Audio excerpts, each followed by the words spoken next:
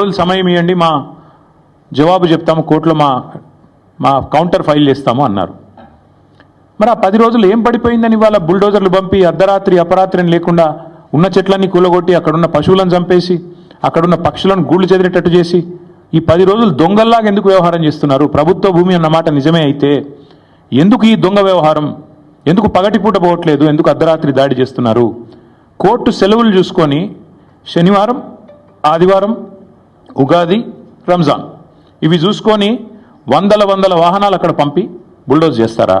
ఇదేనా ఒక ప్రజాస్వామ్యంలో ఒక నీతివంతమైన పరిపాలన అందించే వాళ్ళు, ప్రజాపాలన అని చెప్పుకునే వాళ్ళు చేయాల్సింది? దొంగదారిన పోవడమే కాకుండా పనికిమాలిన మాటలు మాట్లాడతారా? గుంట నక్కలు అని మాట్లాడతారు. ఎవరు గుంట నక్కలు? వాళ్ళ పిల్లలు చెప్తున్నారు, అవును మేము నక్కలమే కానీ నీలాగా పందికొక్కు కాదని చెప్తున్నారు. ముఖ్యమంత్రి గారికి అన్ని మాటలు పడాల్సిన అవసరం ఉందా? పిల్లలతో పిలిచి మాట్లాడొచ్చు కదా. అరే ఇంత దారుణంగా, ఇంత అన్యాయంగా